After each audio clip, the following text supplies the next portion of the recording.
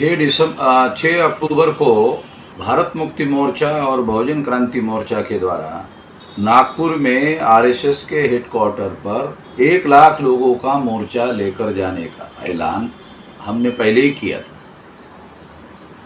और इसकी जानकारी अब लगभग सारे देश भर के लोगों को हो चुकी है। इसमें किसी प्रकार का अब डाउट नहीं रहना चाहिए कि ये मोर्चा हम लोगों ने निश्चित किया और हर हालत में होगा, हर परिस्थिति में होगा। पुलिस इसकी परमिशन देते हैं तो होगा, नहीं देते हैं तो होगा, क्योंकि पुलिस परमिशन यदि इनकार करते हैं तो वो हमारे मौलिक अधिकार का उल्लंघन करते हैं, संविधान का उल्लंघन करते हैं। अगर पुलिस वाले संविधान का उल्लंघन करते हैं तो उनकी बात हम क्यों माने? हम तो संविधान के दायरे में रहकर काम करने वाले लोग हैं। इसलिए जो संविधान का उल्लंघन करने वाले पुलिस फोर्स के लोग हैं उनकी बात हम मानने वाले नहीं है। इसलिए कह रहा हूं, हर हालत में, हर स्थिति में कम से कम 1 लाख लोगों का मोर्चा होगा ही होगा। वैसे सारे देश भर की जो जानकारी मेरे पास अभी तक आई है उसके अनुसार 1.5 लाख लोग आने की तैयारी में है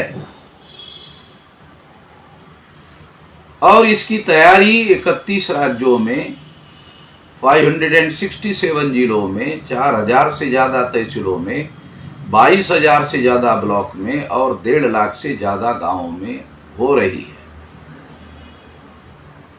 इसलिए इस तैयारी के अंतर्गत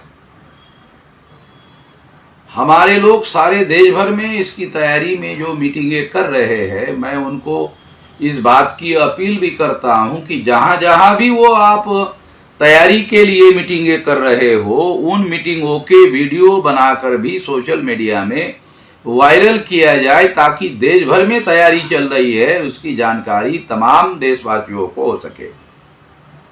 ये किया जाना जरूरी है और संगठन के कार्यकर्ताओं को ये निर्देश दिया जाता है कि उसके वीडियो निकालकर सारे देश भर में सोशल मीडिया में वायरल किया जाए। दूसरी बात मैं ये कहना चाहता हूं कि ये जिन संगठन के कार्यकर्ताओं को ये निर्देश दिया जाता है कि उसके वीडियो निकालकर सारे देश भर में सोशल मीडिया में वायरल किया जाए। दूसरी बात मैं ये कहना चाहता हूं कि ये जिन मुद्दों के लिए ये महामोर्चा आरएसएस के हेडक्वार्टर पर लेकर जा रहे हैं उसका पर्चा प्रिंट करके हम लोग घोषित कर चुके हैं।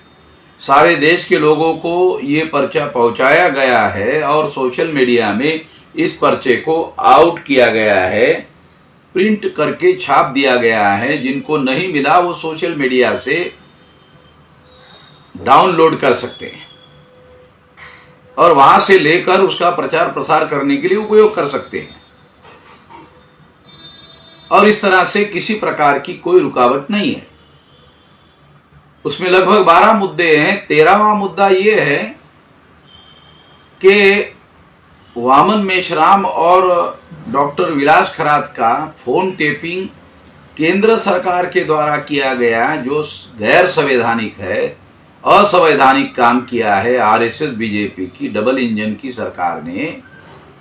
तो ये डबल इंजन की सरकार ने ये संविधान विरोधी काम किया है, उसके सारे दस्तावेजी सबूत भी हमारे पास है। ये भी एक भयंकर कार्य इन लोगों ने किया, ये संविधान के विरोध में इन्होंने काम किया। इसके विरोध में भी ये मोर्चा निकाला जा रहा है और इस मोर्चा के बाद ये मामला सुप्रीम कोर्ट में भी लेकर जाया जाएगा। तो ये एक बहुत महत्वपूर्ण बात है।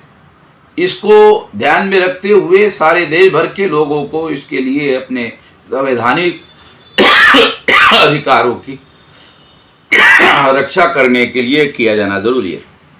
यह मोर्चा संविधान की रक्षा करने के लिए तो है ही है।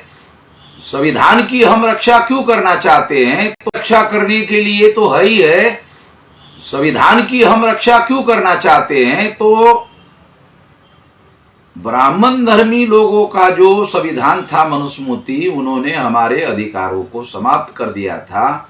मगर 26 जनवरी 1950 के द्वारा जो संविधान लागू किया गया, उस संविधान में बाबा साहब आम्बेडकर के द्वारा शेड्यूल कास्ट के लोगों को, शेड्यूल ट्राइब के लोगों को, ओबीसी के लोगों को, माइनॉरिटी के लोगों को, कुणबी मराठा लोगों को और देश भर के तमाम उन लोगों को अधिकार बहाल किए हैं।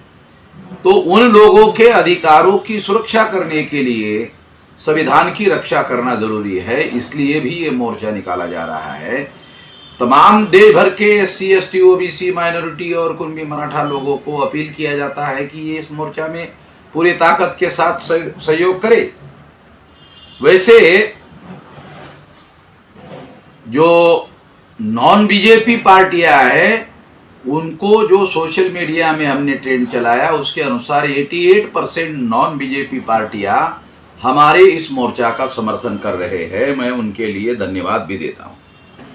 जो सारे देश भर में हमारे लोग तैयारी कर रहे हैं, आज शाम तक या रात तक तैयारी के कम से कम 500 और ज्यादा से ज्यादा 1000 वीडियो सोशल मीडिया में अपलोड किए जाने चाहिए, ऐसा मेरी अपील है। ये अपील करते हुए मैं अपनी बात यहीं पर समाप्त करता हूं।